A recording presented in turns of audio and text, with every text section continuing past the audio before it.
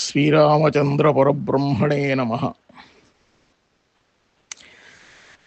రాజ్యాన్ని పరిపాలించే విధానానికే రాజనీతి అని పేరు. దానికే దండనీతి అని కూడా వ్యవహారం ఉంది. దీనికే నీతి, రాజనీతి, అర్థశాస్త్రం మొదలైన వ్యవహారాలు పేర్లు కూడాను అతి ప్రాచీన కాలం నుంచి ప్రచారంలో ఉన్నాయి. ప్రస్తుతం మనకు లభ్యమవుతున్నటువంటి రాజనీతికి సంబంధించినటువంటి వాంగ్మయం ఏమిటి అని ఆలోచిస్తే, ఈ రాజనీతి అనేది మొట్టమొదటగా మనకి వాల్మీకి రామాయణంలోనే అద్భుతంగా చక్కగా చెప్పబడింది, వర్ణించబడి ఉన్నది.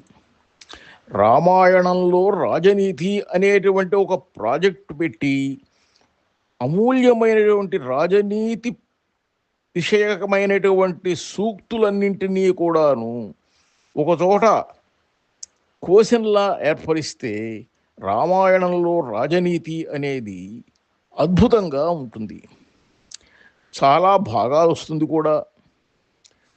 అట్లాగే వేదవ్యాసుని యొక్క మహాభారతంలో ఉన్నటువంటి రాజనీతిని గురించి కూడాను చెబితే ఇంకా పెద్దది వస్తుంది, అనేక వ్యవహారాలు వస్తాయి.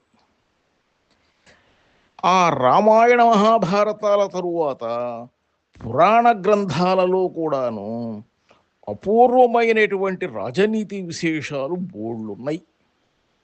వీటన్నింటినీ బాగా వేద, శృతి, స్మృతి, ఇతిహాస పురాణాలన్నింటినీ కూడాను అవగాహన చేసుకున్నటువంటి వాళ్ళు మొట్టమొదట్లో రాజనీతి గ్రంథానికి శ్రీకారం చుట్టినవాడు మొట్టమొదట ఎవరు అనంటే, రాజనీతికి సంబంధించిన గ్రంథాలను మొట్టమొదటగా చెప్పాలి అంటే కౌటిల్యుని చేత విరచితమైనటువంటి అర్థశాస్త్రం అతి ప్రాచీనమైంది.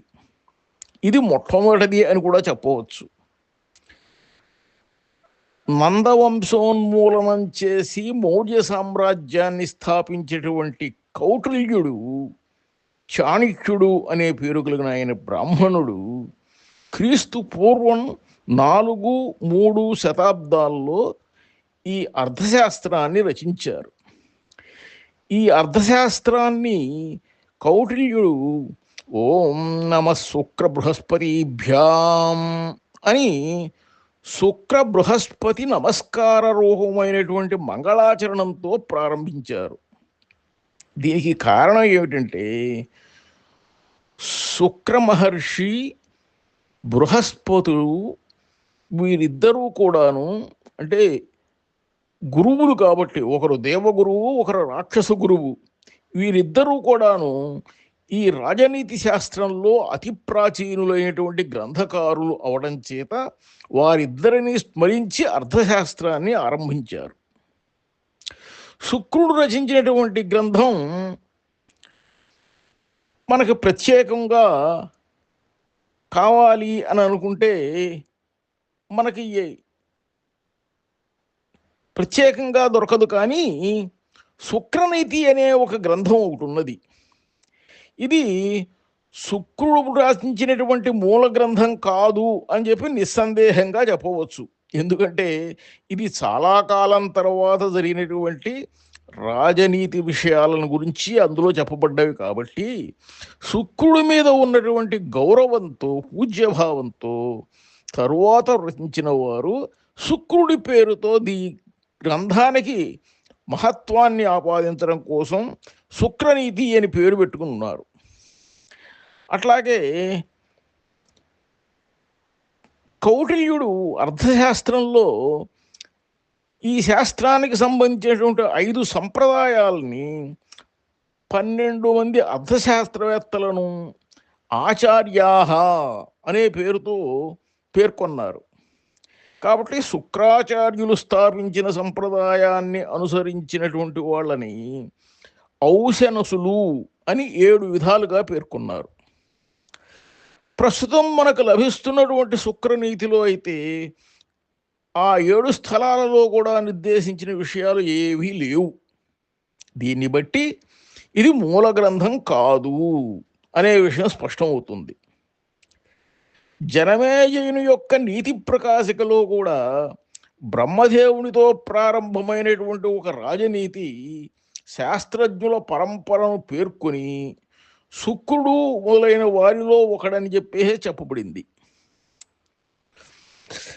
అందులో రుద్రుడు 50,000 అధ్యాయాల సంక్షిప్తం చేసిన రాజనీతి గ్రంథాన్ని స్కంద, ఇంద్ర, మను, బృహస్పతి, శుక్ర, భారద్వాజ, గౌరసి, వ్యాధవ్యాసులనే వాళ్ళు వరుసగా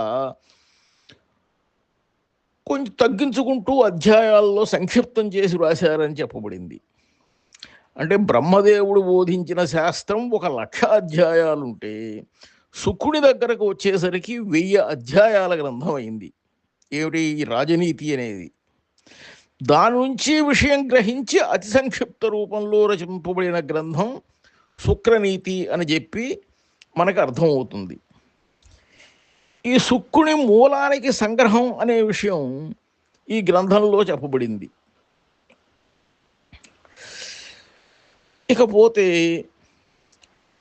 ఈ శుక్రనీతి అనేటువంటిది మనం మొట్టమొదటిగా హర్షవర్ధనుడి కాలంలో గుప్తవంశీయుల రాజ్యానికి సంబంధించి కూడాను రచింపబడి ఉంటుంది అని చెప్పి పండితుల అభిప్రాయం. కాబట్టి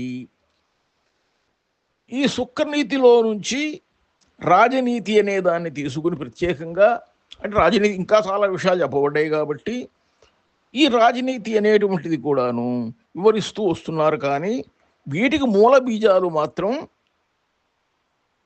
స్మృతి, ఇతిహాస పురాణాలు. అంటే ఏమిటి? రామాయణ, మహాభారత, స్మృతి గ్రంథాల్లో ఉన్న విషయాలే వీటికి మూలాధారాలు అని చెప్పవచ్చు. ఇందులో న్యాయ వ్యవస్థకు సంబంధించినటువంటి విషయాలు చాలా చక్కగా చెప్పబడతాయి. పాలనా సంబంధించిన విషయాలు, ఇంకా చెప్పాలి అని అంటే ధర్మార్థ కామ మోక్షాలనే పురుషార్థాలు 4 కూడాను ఏ విధంగా సంరక్షించుకోవాలి, సాధించుకోవాలి, సంపాదించుకోవాలి అనేటువంటివి కూడాను చాలా చక్కగా తెలియజేస్తుంది.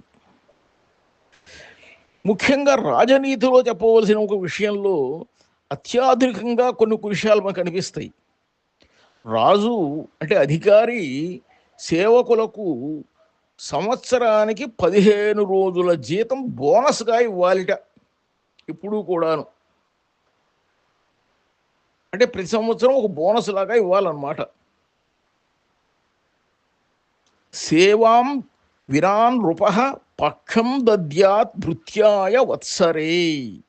అంటే ప్రతి సంవత్సరం జీతంలో 8వ వంతు పారితోషికంగా ఇవ్వాలి. శీఘ్రంగా ఎక్కువగా చేసిన పనికి అధికంగా వేతనం ఇవ్వాలి. అంటే అష్టమాంశం పారితోష్యం దద్యాత్ భృత్యాయ వత్సరే. అంటే ప్రతి సంవత్సరం కూడాను బోనస్ ఇస్తూ ఉండాలి అని చెప్పి. సరే, అవే ప్రస్తుతం ఇంక్రిమెంట్ రూపంలో ఏదో ఇస్తున్నారు, డిఏ రూపంలో ఇస్తున్నారు, దాన్ని అనుసరించే కదా జరుగుతున్నది. తరువాత ఇంకొక ప్రత్యేకమైన ఆసక్తికరమైన విషయం ఏమిటంటే కార్యాష్టమాంశం వాదద్యాత్ కార్యం ద్రాగధికం కృతం. 40 సంవత్సరాల పాటు సేవ చేసినటువంటి వానికి ప్రతి నెలా కూడాను జీతంలో సగం భృతి అంటే పెన్షన్ ఇవ్వాలన్నమాట.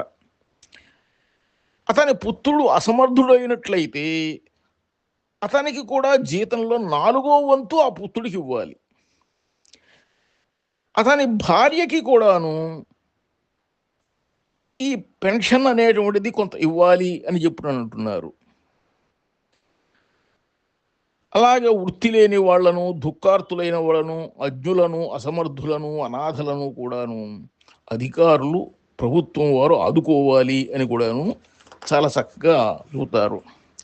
ఇటువంటి రాజనీతి విషయాలను ఆశ్రయించే ఎన్నో సేవా పథకాలు అనేటువంటివి ప్రభుత్వాలు అమలు చేస్తుంటుంటారు. మరి వాళ్ళు పాలించటం అంటే అర్థం ఏమిటంటే పారక్షణే అనే ధాతువులోంచి రక్షించటం అని అర్థం. ఆ విధంగా అందచేసి అందరినీ రక్షించడం అనేటువంటిది ముఖ్యోద్దేశ్యం అయితే అవి ఎలా జరుగుతున్నాయో సంగతి తరువాత వ్యవహారం. ఈ విధంగా ఈ రామాయణ మహాభారతాదుల్లోనూ మనుస్మృత్యాది ధర్మశాస్త్ర గ్రంథాల్లోనూ ఈ శుక్ర ఇత్యాది నీతి గ్రంథాల్లో కూడా ఉన్నటువంటి రాజనీతి విశేషాలన్నింటినీ కూడా గురించి రాజనీతి ఎన్సైక్లోపీడియా ఆఫ్ రాజనీతి అంటే పొలిటికల్ మోరల్ వాల్యూస్ అనే ఇందా అవర్ సాంస్క్రిట్ లిటరేచర్ అనేటువంటి పేరుతో ఒక అద్భుతమైనటువంటి కొన్ని కోట్ల రూపాయల ప్రాజెక్టు కింద కూడా చేసినట్లయితే బాగా సుభాషితాలుగా బహుళ ప్రచారంలోకి వస్తాయి. అటువంటి వాటిల్లో ఒక చక్కని శ్లోకం ఒకటి చెబుతారు చూడండి. అధమా ధనమిచ్చంతి ధనమానౌతు మధ్యమాః ఉత్తమా మానమిచ్చంతి మానోహి మహతాం ధనం.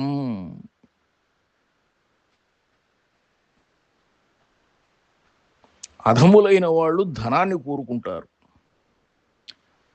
ధనవంతులైనటువంటి వాళ్ళు మధ్యములుగా చెప్పబడతారు, ఉత్తములైన వాళ్ళు అభిమానాన్ని కోరుకుంటారు. అభిమానవంతులైనటువంటి వాళ్ళ గొప్ప వాళ్లకు అభిమానమే ధనం. ఈ విధంగా అభిమానమే అలంకారం అనేటువంటి దాంతో జీవించాలి అని కూడాను కొన్ని నీతులు చెబుతారన్నమాట. ఇటువంటి రాజనీతి విషయాలు సంస్కృత భాషలో ఆధ్యాత్మిక విషయాలను వివరించేటువంటి వేద ఉపనిషదాది గ్రంథాల్లో మనస్సును ఆహ్లాదపరిచేటువంటి కావ్య నాటకాదులు ఎన్నో ఉన్నాయి. మానవుడి యొక్క సామాజిక ప్రగతికి ఆవశ్యకమయ్యేటువంటి సాంకేతిక శాస్త్రజాలం అంతా కూడాను ఈ రాజనీతి విశేషాల్లో ఉంది.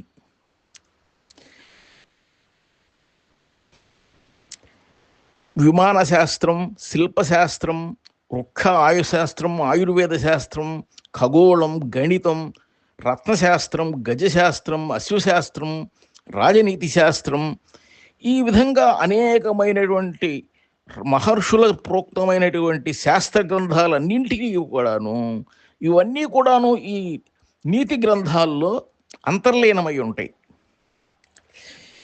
సంస్కృత అధ్యాపనాల్లో ఈ శాస్త్రాలకి స్థానం లేకపోవడం లోకంలో ఈరోజు ఒక కారణం ఏమిటంటే అది ఒక లోపం కిందే భావించవచ్చు.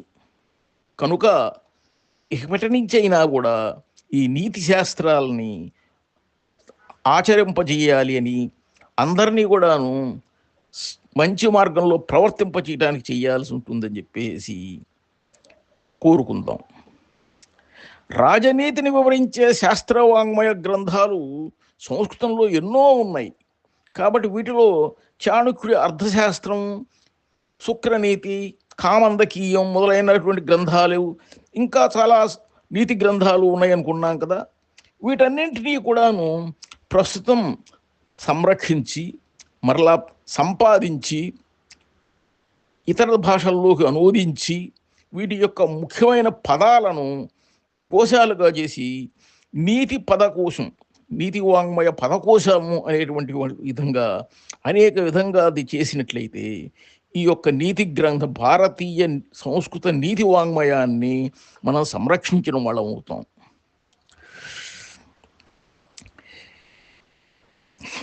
శ్రీరామచంద్ర పరబ్రహ్మణే నమః.